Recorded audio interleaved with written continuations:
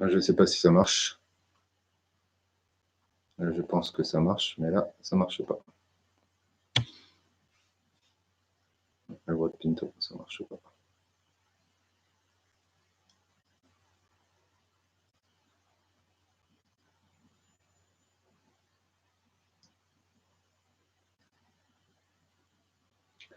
On va commencer dans quelques instants.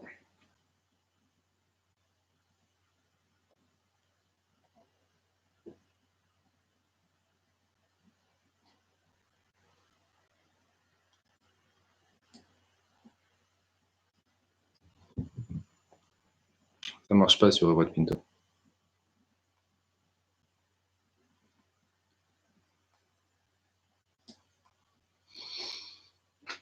Bon, on va essayer comme ça. Allez, Birshut Moav Rabotai, avec la permission d'Akadosh Baruch Hu, que Be'ezrat Hashem vous ayez beaucoup de brachot, beaucoup d'atzlacha, beaucoup de sérénité, et que très prochainement on entend Kol Shofar, la voix du shofar. La voix du shofar, de la Geoula Be'ezrat Hashem, et peu importe, on demande à Kadosh Baruch Hu sans souffrance. On ne veut pas souffrir. À Kadosh Baruch Hu, on ne veut pas souffrir. Vous reconnaissez, je suis à la yeshiva, j'habite à côté de la yeshiva, c'est pas que j'en ferai un confinement, j'en ferai la quarantaine, j'habite à côté, je suis collé à la yeshiva, donc la yeshiva c'est un peu ma deuxième maison, ou même peut-être ma première. Ce soir, avec l'aide d'Akadosh Baruch Hu, j'ai décidé de parler d'un sujet pour essayer d'abord de se projeter dans l'avenir, de voir Be'ezrat Hashem un nouvel horizon, de se projeter et d'essayer de sortir du train-train quotidien, de notre habitude, et de pouvoir prendre sur nous les choses qui nous arrivent et ne pas encaisser. Vous savez, c'est comme un médecin. Un médecin entend des malades à longueur de temps. Un psychologue entend des malades à longueur de temps. Un psychiatre entend des malades mentales à longueur de temps. Il faut arriver à pouvoir évacuer tout ce genre d'émotions. Et on va essayer maintenant un petit peu pour nous, le commun, les gens comme nous, normal, à trouver, Bezrat Hashem, un peu de solution. Vous savez, il y a deux paramètres. Sortir de la dépression, c'est le titre qu'on a donné ce soir. Il y a deux paramètres. Le premier paramètre, tout d'abord, il est celui qui va aider, on va parler de deux choses. Celui qui aide la personne qui est dépressive, être à l'écoute. On va essayer de développer et de pouvoir comprendre quel est le meilleur moyen, d'après la Torah, de pouvoir aider la personne qui est en situation un peu difficile, un peu compliquée. Et on va aussi essayer d'expliquer le deuxième paramètre, qui est la personne qui ne se sent pas bien, le dépressif lui-même, la personne qui est en dépression. Comment il peut arriver à s'en sortir? D'abord, comprendre un premier point qui est important. Il y a une très grande différence entre la déprime et la dépression. Une personne déprimée, c'est une personne qui a un coup de blues. Une personne qui est déprimée, c'est à un moment. Voilà, je suis déprimé, j'ai reçu de mauvaises nouvelles, il y a quelque chose qui ne va pas dans mon travail.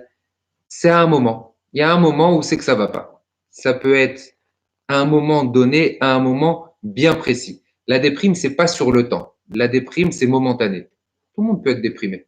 On a tous des moments où on peut avoir un coup de blues, où on peut avoir un moment de bas, où on peut avoir écouté une mauvaise nouvelle et on n'est pas bien.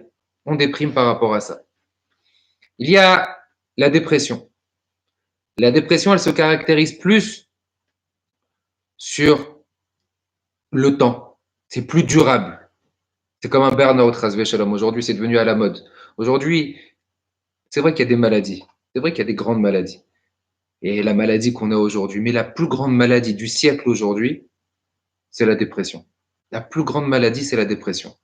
Et combien de personnes, combien de coachs, combien de personnes essayent de faire en sorte à pouvoir donner des ingrédients, des médicaments, des données pour faire en sorte à rendre la personne plus heureux, plus content, qu'il puisse sortir de son confinement intérieur.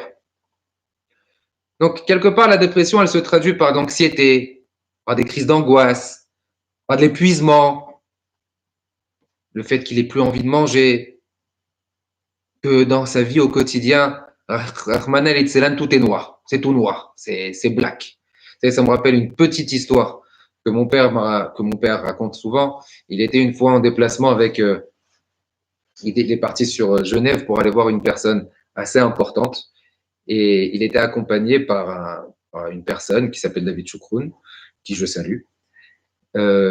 Lui, il est parti chez lui et c'est une personne qui était très importante. Il raconte, ils sont arrivés dans une grande maison immense, des majordomes. Il s'assoit, il discute avec la personne en question. Et mon père se retourne vers David et il lui dit, tu sais qu'est-ce qu'il me dit? Il a tout.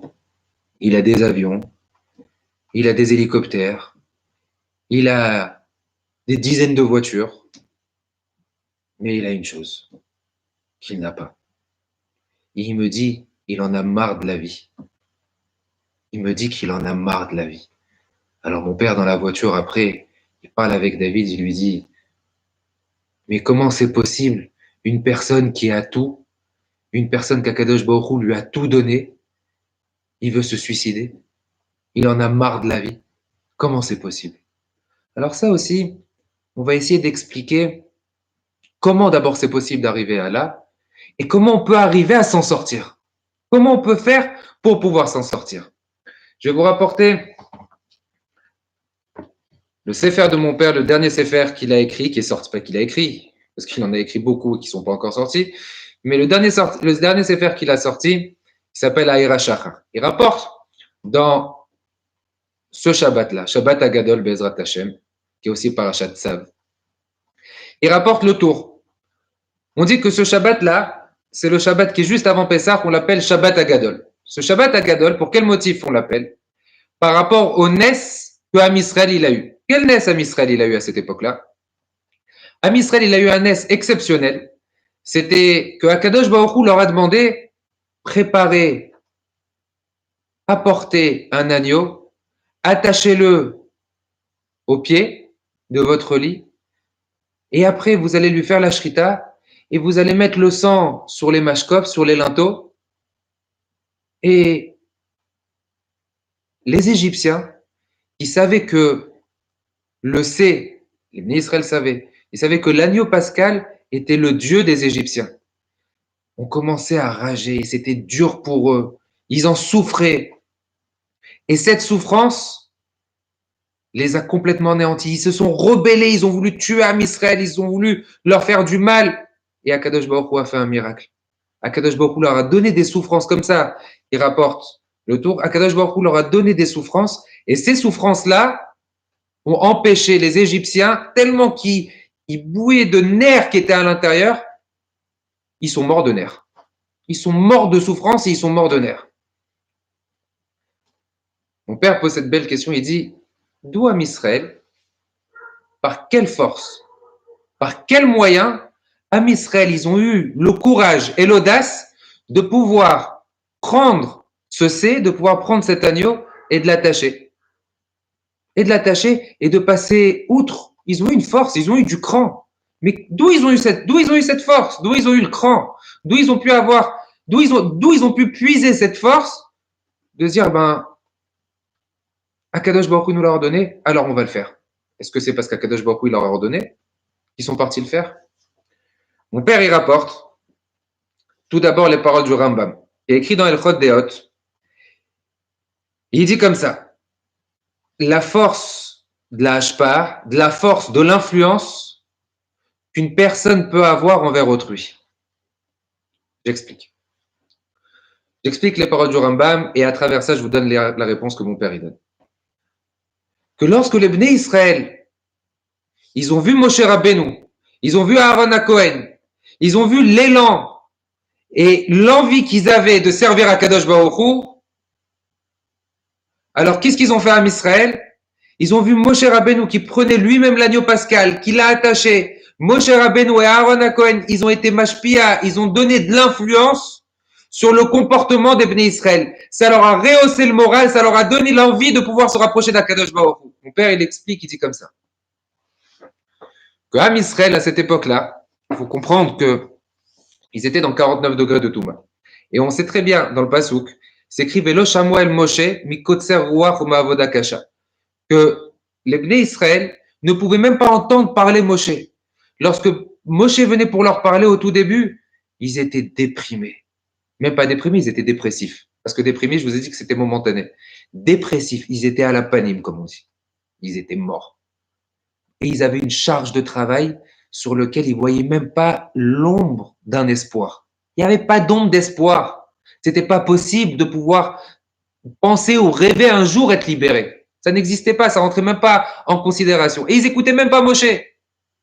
Mais Moshe Rabbeinu, chaque jour, il venait chez les Bnei Israël. Chaque jour, Moshe Rabbeinu, il essayait de leur d'alléger psychologiquement en étant présent avec eux, en leur faisant montrer je suis derrière vous, je vous écoute, Akadosh Baruch Hu va nous aider, Akadosh Baruch Hu va nous délivrer. Moshe Rabbeinu était tout le temps là pour leur donner de l'espoir. Donc, qu'est-ce qu'ils ont fait les Bnei Israël? Lorsqu'ils se sont identifiés à Moshe Rabbeinu, ils se sont identifiés à lui et ils ont commencé à essayer de vouloir ressembler à Moshe Rabbeinu. Lorsqu'on s'attache et lorsqu'on s'accroche à la Torah, lorsqu'on s'accroche au Chachamim, lorsqu'on s'accroche au Tzadikim, lorsqu'on voit le Tzadik, vous savez, des fois, on dirait que des fois, le fait de voir la photo d'un Tzadik, Vayu enecha rot et morecha, et que tes yeux voient la tête, le visage de ton Rav, ça donne déjà envie, ça donne de l'espoir. On a envie de pouvoir mieux servir à Kadosh Baruch Hu. Combien de tzadikim, lorsqu'on voit leurs photos, ça nous donne envie. Voilà, on sait comme quoi Bezrat Hashem à Kadosh Baruch Hu, il va nous délivrer. On sait comme quoi Kadosh Baruch Hu, il va nous protéger. On sent une gdoucha qui va venir. On sent une gdoucha qui va venir. Vous savez, c'est exactement ce que mon père, c'est Raphaël Shmulevitz. Raphaël Shmulevitz, il rapporte, il dit que même lorsque on lève le Sefer Torah, lorsqu'on fait la Hagba, celui qui porte le Sefer Torah, il a le devoir d'avoir l'intention de se dire que la Gdusha du Sefer Torah, la Gdusha qui sont dans ces lettres, puisse rejaillir sur les Bnei Israël et donner de l'influence. Et donner de l'influence sur le tempérament et sur les émotions de Ham Israël et sur les émotions des personnes qui sont autour en train de regarder, d'où l'importance de bien regarder lorsque le Sefer Torah est levé avec la Hagba. Donc là, Ham Israël, Moshe Rabbeinu, quel était le moyen de pouvoir alléger? Il savait que les Bnei Israël étaient dans un état dépressif qui était énorme, puisqu'être à 49 degrés de Touma, d'impureté, c'est un degré de dépression qui est énorme. Maintenant, permettez-moi de vous expliquer qu'est-ce que ça veut dire être dépressif, d'après les termes de la Torah. De la même façon qu'on a des aliments matériels, lorsqu'une personne elle va manger, c'est matériel. Ça va lui donner des forces pour son corps. Ça va lui donner des moyens de pouvoir travailler, réfléchir. On a un aliment, nos aliments spirituels. Et notre neshama et notre cœur et notre corps sont intimement liés. C'est une seule et même chose. Lorsque la neshama reçoit sa nourriture spirituelle, alors elle influe, elle donne de l'influence sur le corps. Elle donne de l'influence sur le corps et plus principalement sur la tête. C'est pour ça qu'on met notre filine au niveau de la tête. On pense que la neshama, elle se trouve dans le cœur. C'est faux. La neshama, on explique dans les kabbalistes, ils expliquent comme quoi la neshama, elle se trouve exactement au niveau où on met les tefilines. C'est là notre neshama. Notre neshama, elle influe directement sur notre cerveau, sur nos émotions, sur notre tempérament. Et plus on donne à manger et on nourrit spirituellement notre neshama, et plus ça donne un état d'esprit sur nos émotions qui est beaucoup plus calme, beaucoup plus sereine et beaucoup plus paisible.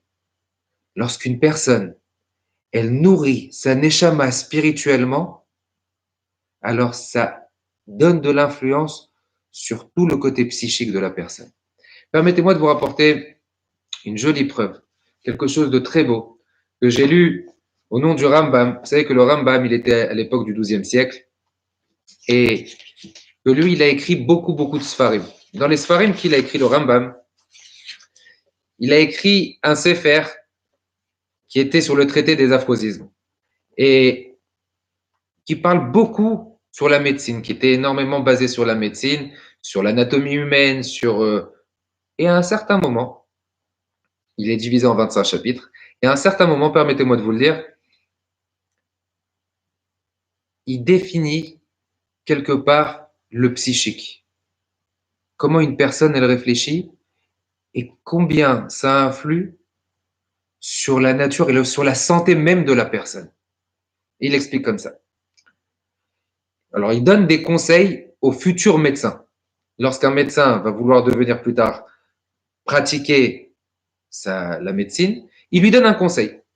Il faudra donc, et permettez-moi de vous lire, il faudra donc pour guérir le patient tenir compte, entre autres choses, de ses données psychiques.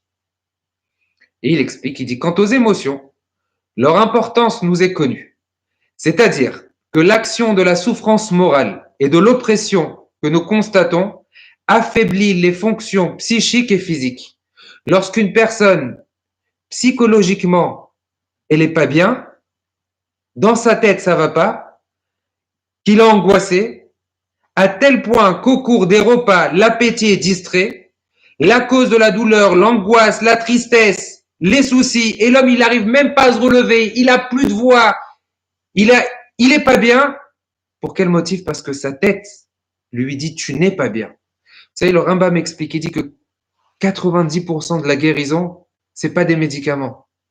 C'est vrai qu'on va dire qu'une personne qui est dépressive, attention, je suis pas psychologue, je suis pas psychiatre, bien entendu, mais je vous dis uniquement ce que la Torah nous enseigne. Une personne qui est dépressive, on va lui dire, il faut que tu prennes des médicaments, il faut que tu prennes il faut que tu prennes des petits cachetons qui sont sous ton tiroir, ou qui sont dans ta poche quand t'es pas bien. Si t'es pas bien aujourd'hui, malheureusement, on va dire, bah, tu sais, si t'es pas bien, va fumer. Ou si t'es pas bien, alors va fumer d'autres choses, Hachem Ishmor. Ou bien lorsqu'on parle à quelqu'un qui fume des bêtises, on dit, mais qu'est-ce qui t'arrive? Pourquoi tu fumes? Ça me détend. Ça me détend. Je suis bien. Qu'est-ce que ça te détend? C'est-à-dire que dans ta tête, ça va pas. Dans ta tête, il y a quelque chose qui te dit, bah, ça va pas, j'ai besoin de m'évader.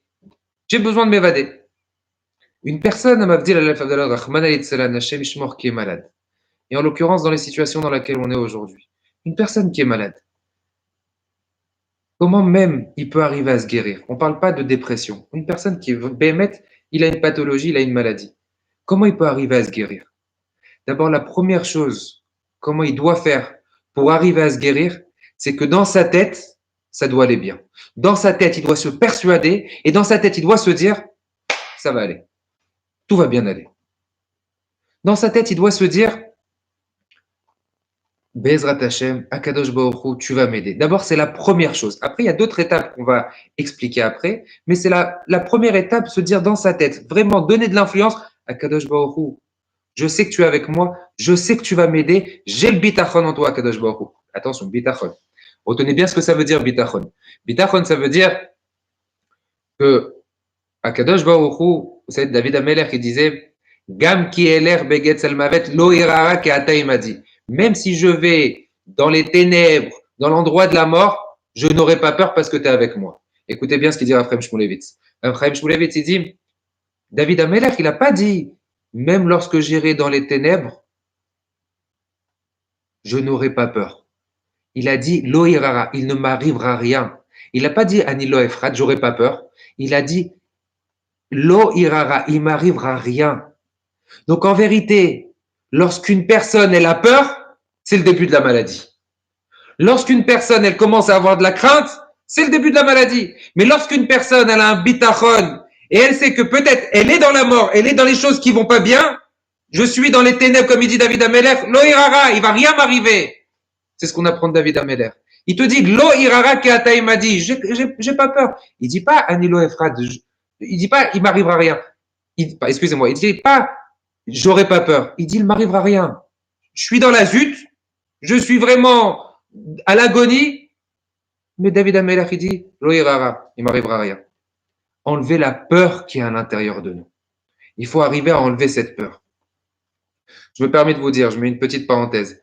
J'ai fait spécialement ici dans la yeshiva pour nous donner un peu d'envie. Je vous conseille que celui qui peut envoyer des textos, ils envoient des textos parce que Bezrat Hashem, à la fin du shiur, on va ouvrir le Echal Bezrat Hashem. On va prendre quelques moments, quelques instants pour prier pour tous les malades parce qu'on a besoin de prier pour les malades. Je veux qu'on ouvre le Echal, je veux qu'on ouvre les Sfarim et je veux qu'on vous voyez tous laisser faire puisqu'on les a pas vus, ça fait un bon moment et qu'on puisse tous prier, prier, prier. On va faire un bon Mishé-Berach, prier pour les malades. Et Bezrat Hashem, comme ça, Kadosh Baruch Hu, il écoutera peut-être encore un peu plus notre filote avec de la Rahmanout. Pour revenir à ce que j'étais en train de vous dire, donc, le Rambam, il continue et il dit comme ça. Aussi, ne faut-il pas trop y penser. Lorsqu'une personne, dans sa réflexion, elle n'est pas bien, elle dit je suis pas bien, je suis pas bien. La première chose, n'y pense pas. N'y pense pas. Ton émotion, par exemple, tu vas être trop joyeux, aussi ne dis pas je suis au top. Tu vas être down, ne dis pas je suis down. Même quand une personne, elle est super bien, Rahman al-Itzelan, plus on est en haut, et plus la chute après, elle fait mal. La dépression, elle risque de faire mal. Parce qu'en vérité, le début d'une dépression, c'est un moment où c'est qu'une personne, elle était au pic, elle était super bien, et après, malheureusement, il y a quelque chose qui est parti, qui lui manque. Alors après, par la suite, Rahman al-Itzelan, c'est là où c'est qu'il peut tomber et se sentir encore beaucoup, vraiment être déprimé. Donc, ne pas partir aux extrêmes, ni de trop dans de jouissance, ni trop de dépression, de dire ça va pas, tout est noir, j'ai des crises d'angoisse, j'ai les mains qui sont moites. Il y a des personnes, des fois je suis avec mon père, et mon père il nous raconte, il y a des personnes qui sont tellement angoissées et tellement pas bien, et qui voient tellement tout noir que ils arrivent à en perdre leurs moyens à l'intérieur, être moite, se rendre malade, être alité, se laisser aller. Alors maintenant, c'est ce que le Rambam il explique. Il dit d'abord pour pouvoir guérir une personne, fais-lui comprendre comme quoi la guérison, elle commence d'abord dans sa tête. Elle commence d'abord dans sa tête qu'il doit se dire lo irara, il ne m'arrivera rien. Enlever la crainte qui est à l'intérieur de moi. Ça d'abord, c'est la première chose. Donc ça, c'est les paroles que le Rambam y rapporte. J'aimerais vous rapporter un sefer de Rav Karlinstein, qui est un très grand tzaddik à Ashdod, très grand Rosh Yeshiva. Il rapporte quelque chose de très intéressant pour qu'on comprenne encore de quelle façon on peut arriver à s'en sortir. Il dit comme ça. On a une mitzvah, la première mitzvah qui nous a été donnée, que Moshe Rabbeinu a donnée au Bnei Israël. Il a dit à Chodesh Hazeh, Lachem Rosh Chodashim. Ce mois de Nissan, en l'occurrence, c'est ce mois de Nissan. Ce mois de Nissan-là, ça va être la tête de tous les mois. Tous les mois, ça va être le début. Et Rav Karlinstein, il explique, il dit que Chodesh Nissan, il doit tomber, le mois de Nissan doit tomber spécifiquement, et on sait que c'est une halakha, doit tomber spécifiquement pendant la période du printemps. Vous savez d'où l'importance. Il y a des années qui sont doublées, il y a des années où c'est qu'on a 2 mois d'Adar, et il y a des années où c'est qu'on a un seul mois d'Adar. Les années où c'est qu'on a 2 mois d'Adar, c'est de manière parce que notre calendrier à nous, c'est un calendrier lunaire, et notre calendrier lunaire par rapport au calendrier solaire a une différence de 11 jours chaque année. Donc, pour pas revenir tout le temps de 11 jours, 11 jours, 11 jours, une fois tous les 2 ans, tous les 3 ans, on rajoute encore un autre mois pour pouvoir tomber Pessah à la période de Chodesh Aviv, à la période du printemps. Maintenant, pourquoi fallait que ça tombe à la période du printemps? Pourquoi Kadosh Baruch Hu voulait que Nissan, Pessah, tombe spécialement à la période du printemps? Il explique Rav Karlinstein. Il dit que le terme de Chodesh, Rosh Chodesh, le terme de mois, lorsqu'on dit Chodesh, ça vient de Yitrachut, ça vient de renouveau. Quelque chose, on se recrée, on recrée. Vous savez, c'est même ce qu'on dit dans Birkat Alevana. On dit dans Birkat Alevana que chez Em Atidit Leitradesh Kemota, que Am Israël va se renouveler lorsqu'on fait la bénédiction sur la nouvelle lune. On dit les Bnei Israël, ils vont se renouveler comme toi, la lune, tu te renouvelles. Donc, de la même façon que la lune, elle se renouvelle, comme ça, nous aussi, à Israël, on a le devoir de se renouveler, de reprendre du goût, de reprendre de la puissance, de reprendre de l'envie. Et il explique à Karlinstein, il dit comme ça que c'est pas uniquement Rosh Chodesh Nissan le premier jour, le Rosh Chodesh de Nissan, qui est un élan de renouveau. Il dit comme Rosh Chodesh Nissan, c'est le mois de Nissan, c'est le premier mois des autres mois. Donc tout le mois de Nissan est considéré comme un Rosh Chodesh. C'est un chidouche qui est phénoménal. Tout le mois de Nissan en entier, le 2, le 3, le 4 Nissan, le 5 Nissan, le 15 Nissan, comme c'est le premier mois de tous les mois, donc chaque jour de Nissan est considéré comme un Rosh Chodesh en lui-même. Et qu'est-ce que ça veut dire Rosh Chodesh? Tu as une possibilité pendant ce Chodesh Nissan d'avoir une Itratshut, d'avoir un renouveau, un élan de renouveau. Chaque jour, tu peux te renouveler. Chaque jour, tu peux prendre un tremplin encore supplémentaire pour pouvoir t'élever vers Akadosh Baruch Hu, pour pouvoir reconstruire à l'intérieur de toi. C'est pour ça que Pessah, c'est pour ça que Nissan, ça tombe spécialement pendant la période du printemps. Parce que la période du printemps, c'est le renouveau des fleurs. C'est le renouveau de la création. C'est là où c'est que les fleurs, ils commencent à bourgeonner. C'est là où c'est que les fruits commencent, les arbres fruitiers commencent à donner. C'est pour ça où c'est qu'on fait Birkat Eilanot, on fait la bénédiction sur les arbres pendant le mois de Nissan, pour avoir une Itratshut, un renouveau. Vous comprenez, mes chers amis, que sortir de la dépression, comme je vous ai dit, déprimer, on peut tous déprimer. Un coup de blues, 1 heure, 2 heures, un petit moment, avoir une mauvaise nouvelle, être down pendant cette mauvaise nouvelle. Mais après, par la suite, il ne faut pas qu'on continue. Parce qu'après, on tombe. Il faut qu'on cherche la Hitratshut. Il faut qu'on cherche le renouveau. Il faut qu'on arrive à se recréer. Il faut qu'on arrive à se recréer. Rav Yagen, Zerat Tzaddik Vekadosh Livracha, il rapporte deux beaux exemples. Deux beaux exemples pour comprendre d'abord qu'est-ce que ça veut dire Hitratshut, un renouveau. Il y a des personnes qui, dans leur vie spirituelle, vont rester exactement au même niveau. Ils vont se dire malheureusement, moi je suis un juif. Je suis un juif, je suis un juif du cœur. Le bon Dieu, il me connaît. Le bon Dieu, il me connaît, il sait que je suis pur. D'accord, je ne mets pas les tefilines, je ne fais pas Shabbat, je ne mange pas kasher, mais je suis pur. Le bon Dieu, il me connaît, il sait, il voit à l'intérieur de moi. Aviagen donnait cet exemple, il disait, imagine ta femme, elle vient chez toi, elle te dit, chérie, s'il te plaît, là, achète-moi un sac, achète-moi une robe pour les fêtes. Tu vas dire à ta femme, mais ma fille, ma femme chérie, je t'aime du cœur. C'est le plus important, c'est le cœur. C'est pas ce que je vais t'acheter, c'est pas les actions. Akadosh Baruch Hu, il veut des actions. On peut pas dire à Hachem, c'est le cœur. Akadosh Baruch Hu, il veut qu'on lui fasse montrer qu'on l'aime. Akadosh Baruch Hu, il veut qu'on lui fasse montrer qu'on est proche de lui. Akadosh Baruch Hu, il nous veut proche. On peut pas dire je t'aime uniquement du cœur. On peut pas dire ça, Akadosh Baruch Hu, je t'aime du cœur. Il faut qu'on puisse faire montrer, chercher la Hitratshut, chercher le renouveau. Vous savez, pour ne pas sombrer dans la dépression, et ce qui nous pousse malheureusement à tomber, et comment on peut arriver à s'en sortir. On peut arriver à s'en sortir, et ça c'est unanime, tout le monde vous le dira, qu'il faut changer notre quotidien. On a l'obligation de changer nos habitudes. Il faut changer notre quotidien. Vous savez, même à Kadosh Baruch Hu, Shtabach Shemolad, il a donné une mitzvah. Et la mitzvah, dans l'un des commandements qui dit, elle est très spéciale. Ishamer lecha. Akadosh Baruch Hu, il te dit, fais attention à toi. Pen tishkach et Hashem elokecha, de peur que tu viennes à m'oublier. Fais attention, ne m'oublie pas, Akadosh Baruch Hu, il te demande. Imagine-toi, Bémet, qu'on s'imagine.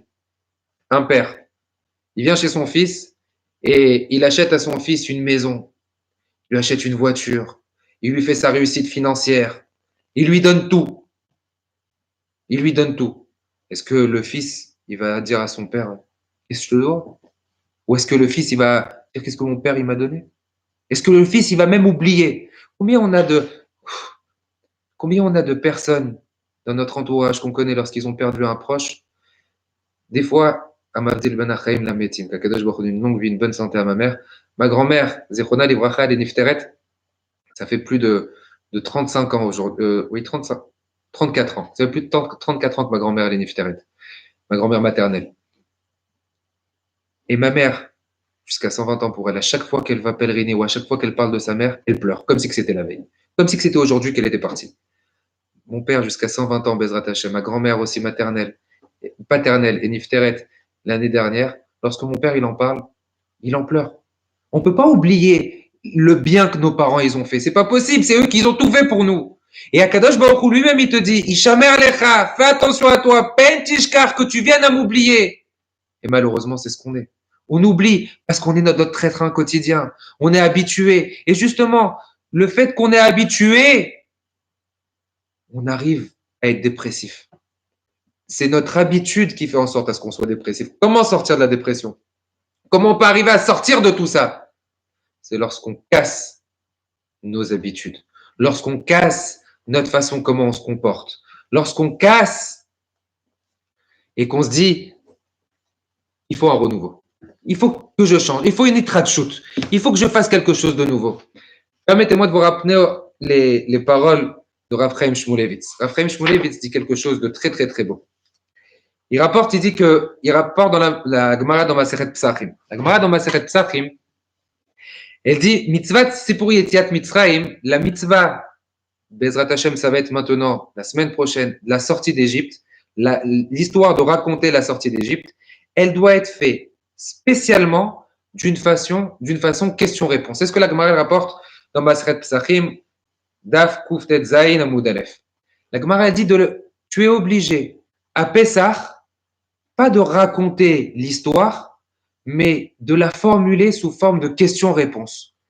Même lorsque tu prends la matzah, tu dois la lever. Lorsque tu prends le maror, tu dois le lever.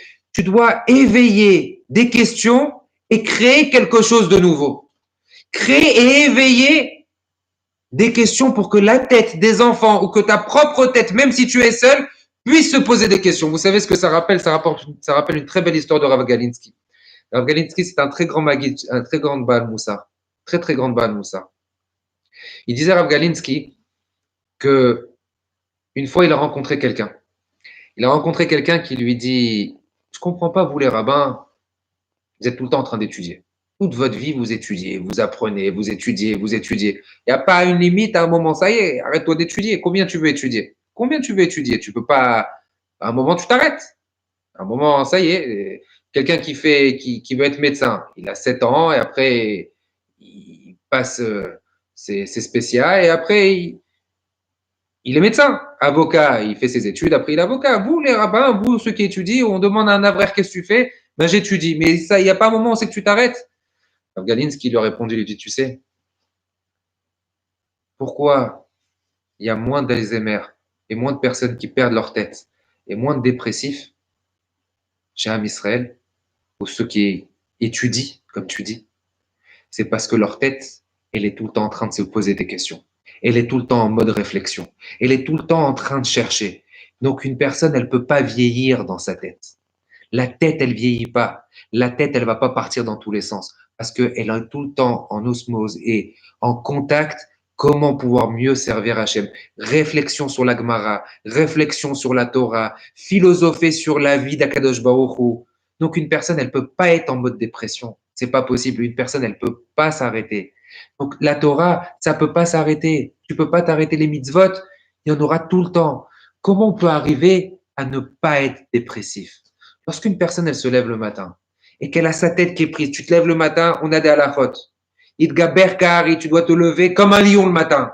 Tu dois te lever là, de manière à pouvoir servir à Kadosh Baruch Hu. Tu te lèves le matin, Modéani.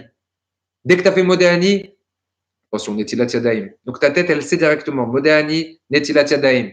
Les brachot, Asher Yatzar, Tfila.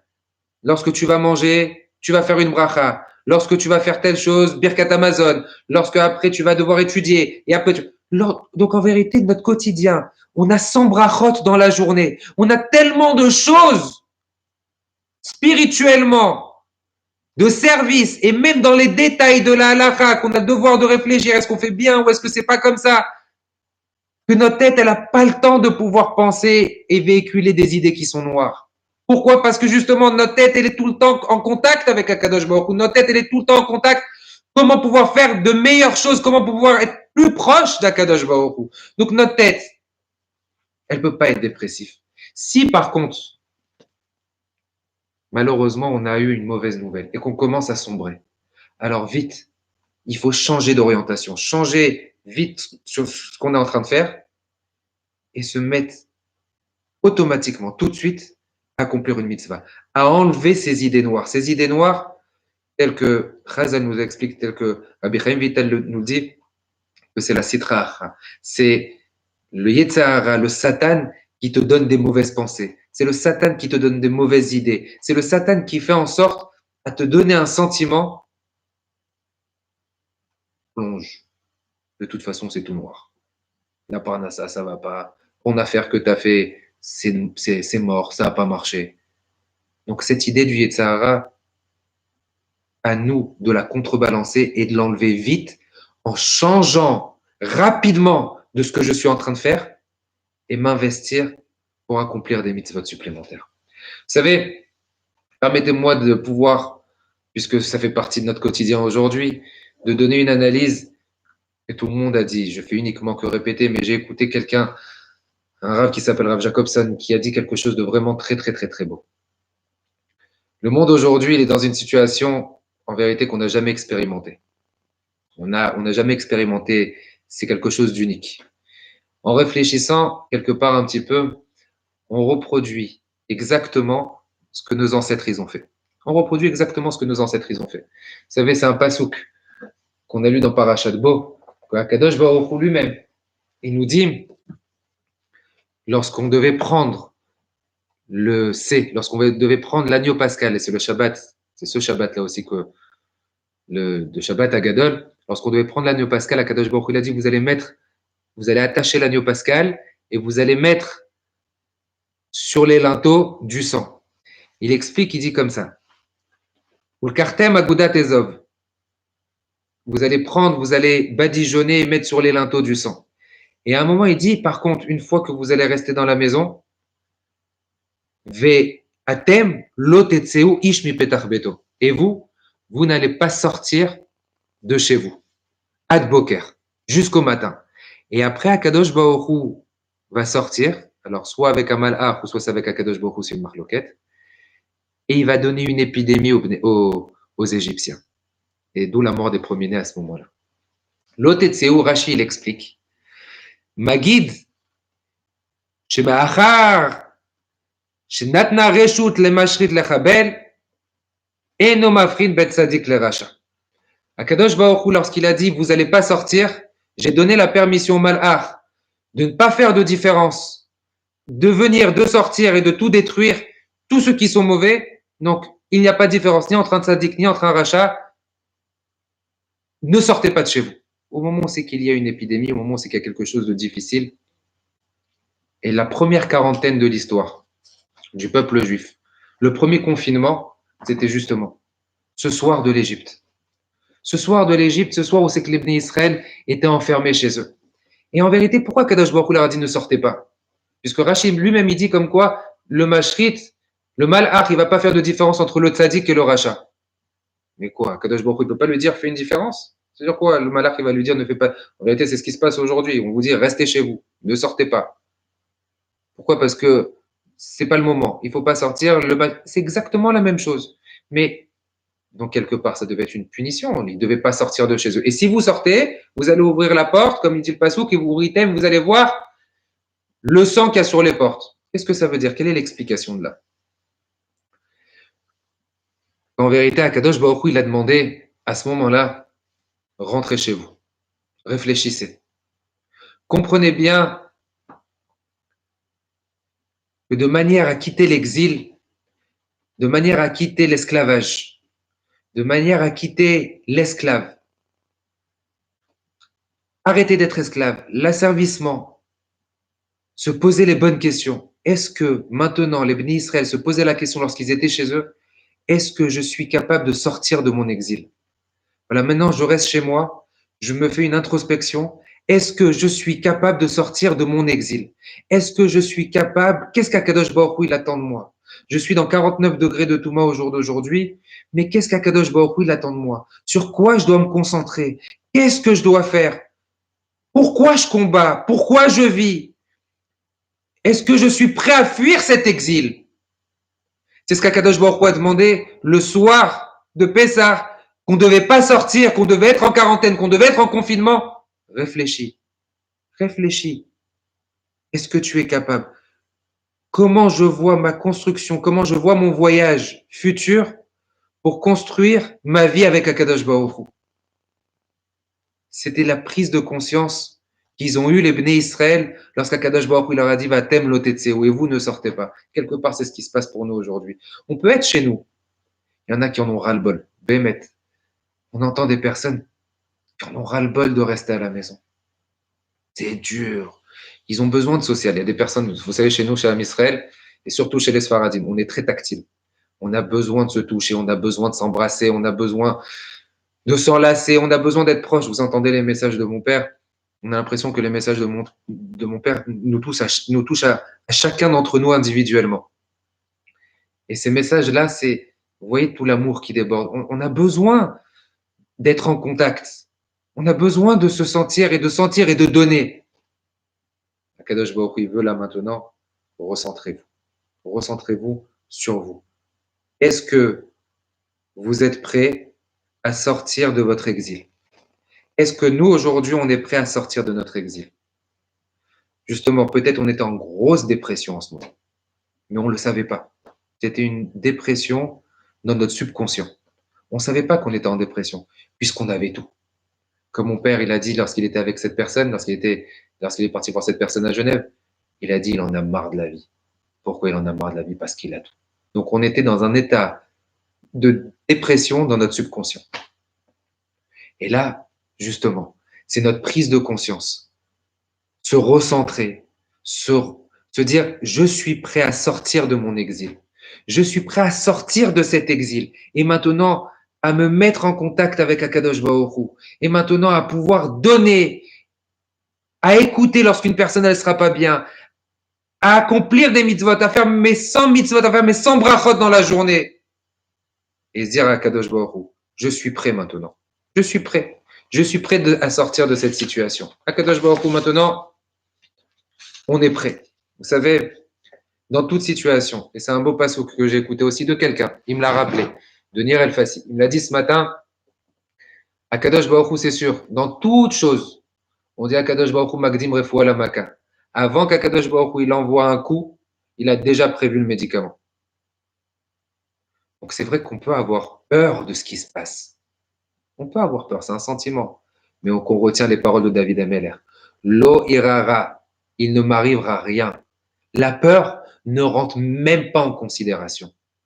On doit se dire lo irara. Maintenant, attention, c'est vrai qu'on peut être acharné, on peut recevoir des appels, on peut être pas bien, mais on sera en mode déprime, pas dépression. Déprime, ça sera momentané. Je vais écouter. Et Sarah et Yaakov, c'est un moment de Tsara, c'est un moment dur, c'est un moment où c'est qu'il y a des souffrances, c'est un moment où c'est que Akadosh Baruch Hu, il nous enlève, on voit qu'Akadosh Baruch Hu, il enlève des tzadikim, il enlève des rabbanim, et ça nous fait très peur, ça fait peur.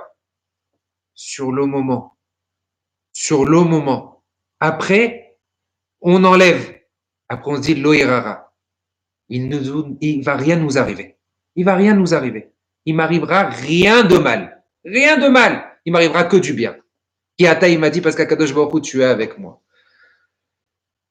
Qu'on se rappelle qu'on est Bani Matem Lachem Elokechem. On est les enfants d'Akadosh Baruch Hu. On est les enfants d'Akadosh Baruch Hu. Mon frère, Rabbi Yoel, il a rapporté ce matin, il a dit que, imaginez, notre enfant, il a fait une bêtise. Notre enfant, il a fait une bêtise. Parce que notre fils, il a fait une bêtise. On vient, il a pris un tableau, il a pris des assiettes, il les a cassées. Et on vient, on veut l'attraper pour pouvoir le corriger, pour pouvoir le gronder.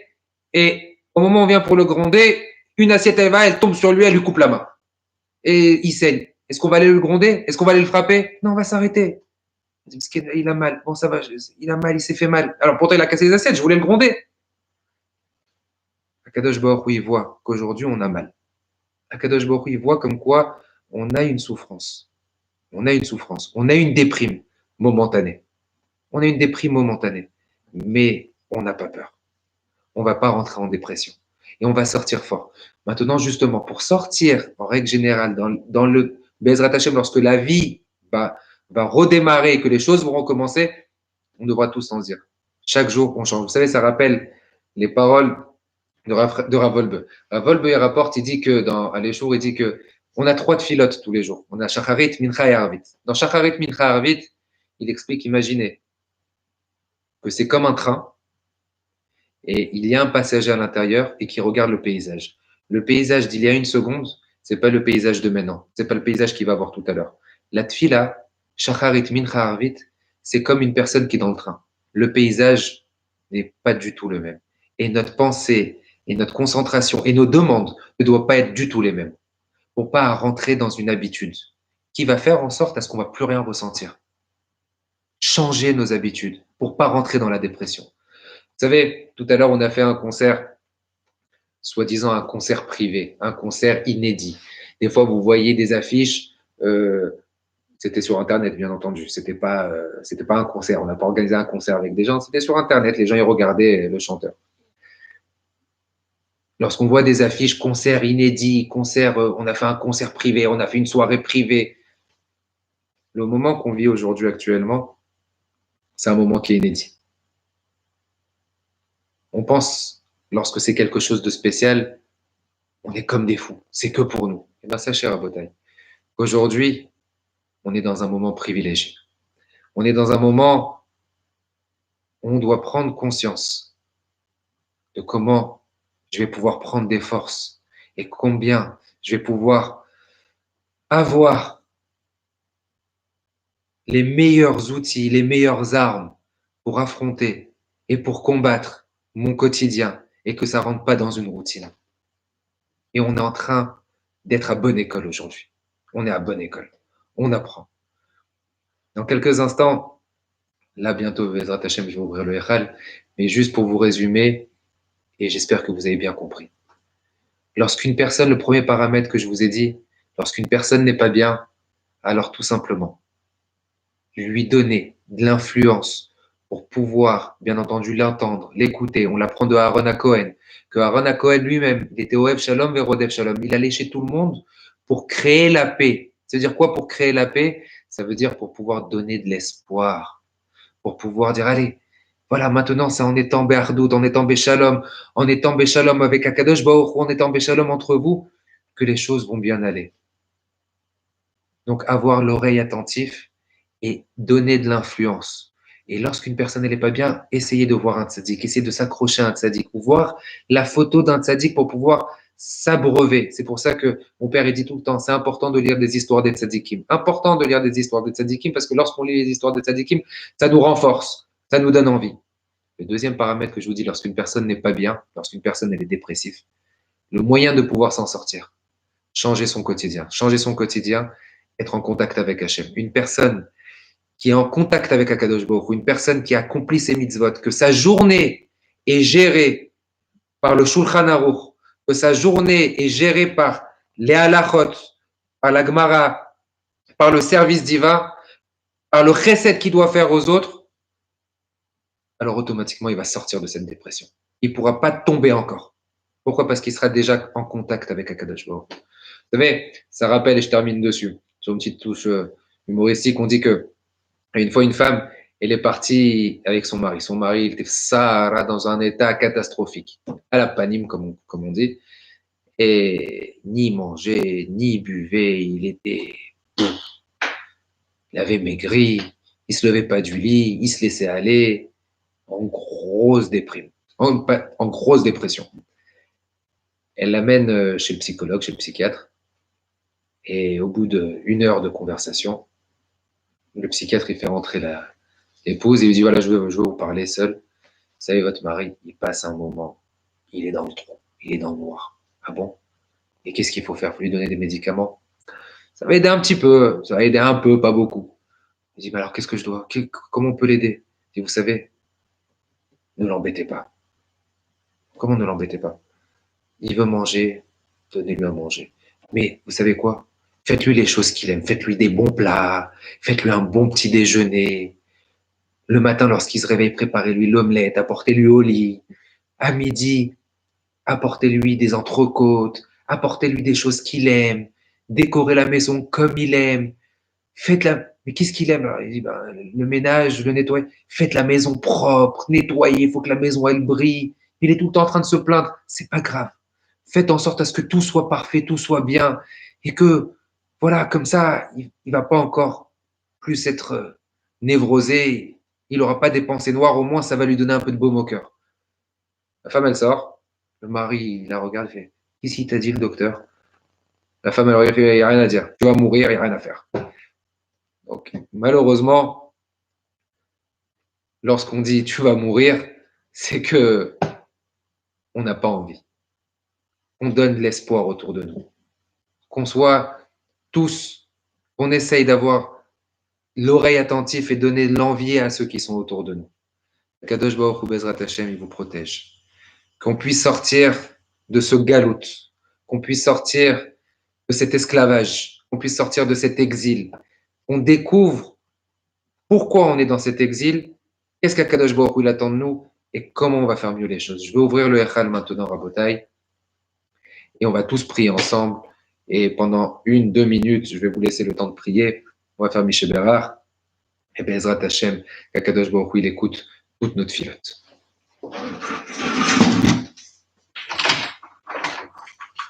פיתחו לי שערי צדקה בו בעמודי הזה השער על אדוני צדיקי כי עניתני ותהי לי לישוע עודך כי עניתני ותהי לישוע אבן מעשו עוונים הייתה לראש פינה מאת אדוני הייתה זאת היא נפלאה בעינינו. On dit מאת אדוני הייתה זאת.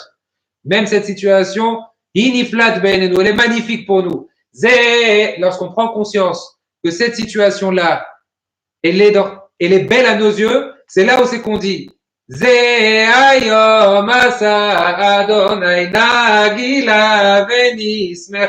cette situation, c'est là où c'est qu'Akadosh Baruch Hu dit voilà, même cette situation elle est pas bonne, elle est mauvaise, mais vous voyez du bien à l'intérieur. Alors maintenant je vais vous délivrer, maintenant je vais faire des nissim. Que Bezrat Hashem, la Gdusha des Sfarim, que la Gdusha des lettres, que la Gdusha de la Torah, Torah Moshe Rabbeinu, Torah Akadosh Baruch Hu, Torah Hashem Temima Meshivat Nafesh, Edut Hashem, l'alliance qu'on a avec Akadosh Baruch Hu, que ça vienne sur nous tous, que la Gdusha vienne sur le monde, et que Bezrat Hashem, ça puisse envoyer Refoua Shelema à tous les malades, Bezrat Hashem, Refoua Shelema à tous les malades, et qu'Akadosh Baruch Hu, il enlève les xérot.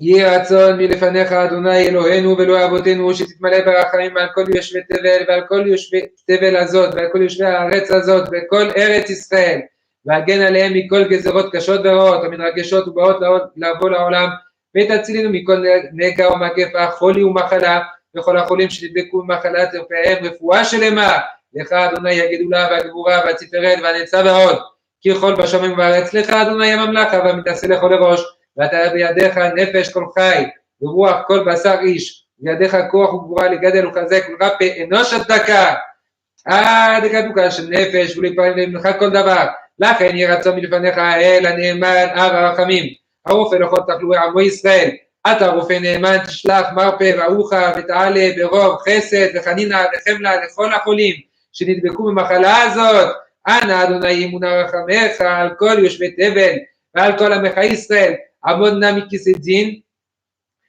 מכיסא הדין ושב על כיסא הרחמים ותיכנס לפנים משורת הדין ותבטל מעלינו כל גזרות קשות ורעות ויעמוד פנחס ויפלל ותעצר המגפה וגזור עלינו גזרות טובות ישועות ונחמות למען רחמך ותקרא רוע גזר דיננו ויקראו לפניך זכויותינו קומה עזרת לנו ובדנו למען חסדך שמע נא לכל תחנוננו כי אתה שומע תפילת כל פה ברור שומע תפילה יהיו רצון ומרפי ויגן מלפניך אדוני צור גוי וגואלי ויתקיים בנו מקרא שכתוב כל המחלה אשר שמתי במצרים לא אשים עליך כי אני אדוני רופאך מי שברך אבותינו אברהם יצחק ויעקב משה אהרון דוד ושלמה הוא יברך את כל החולים ויברך כל אחינו בית ישראל ואת כל יושבי תבל, השם ישמריהם וחייהם, ישלח להם הקדוש ברוך הוא רפואה שלמה, ישלח לנו הקדוש ברוך הוא רפואה שלמה, אנא אל נא רפנה להם, אנא אל נא רפנה להם, אנא אל נא רפנה להם, בזכות תורה קדושה,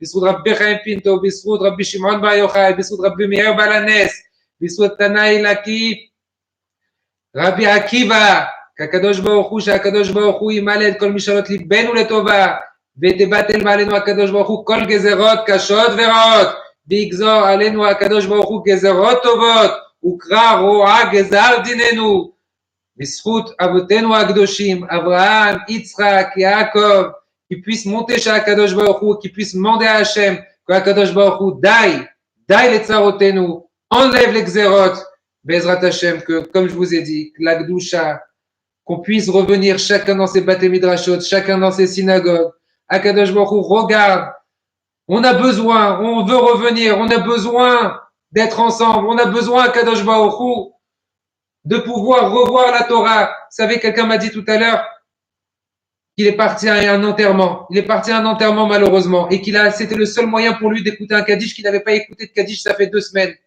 Il m'a dit, ça m'a fait mal de ne pas écouter Kaddish. Ça m'a fait mal de répondre Amen. Que maintenant je peux répondre Amen. Combien de fois, malheureusement, on était dans des synagogues et on n'a pas répondu Amen. Ou combien de fois on était à côté d'un Sefer Torah et qu'on n'a pas fait Kavod correctement au Sefer Torah. Et bien là, maintenant, à Kadosh Baruch Hu, on a compris. Ça y est. C'est une bonne école. Tu nous as donné la leçon. On comprend à Kadosh Baruch Hu. Maintenant, Hachem, ça y est. Baraka. Voilà. Que la Gdusha des Sfarim, que la Bracha des Avot, que la bracha des Tzadikim, que la bracha de Rabbi Chaim Pinto, que la bracha de mon père, elle puisse rejaillir sur tout Am Israël, sur vous tous, sur nous tous, et qu'on n'entend que des bonnes nouvelles, Bezrat Hashem. Shabbat Shalom Borach. On est fort, on déprime pas, même pas on déprime, et surtout, on rentre pas en dépression, et on va ressortir plus fort, Bezrat Hashem. Mon père, il a dit, c'est bien de chanter la chanson. Chantez la chanson comme il vous a dit, pas la chanson de la maladie. Il a dit, celui qui était avec nos ancêtres, qui était avec eux et qui les a sortis. Akadosh Baruch Hu, comme ça, nous aussi, tu vas déchirer les mauvais décrets, tu vas nous sortir. Shabbat Shalom U'Vorach. Pesach Kashav et Sameach. On aura le temps encore de refaire Bezrat Hashem, peut-être un nouveau cours. Mais en tout cas, que des bonnes choses, Bezrat Hashem. Qu'Hashem vous protège.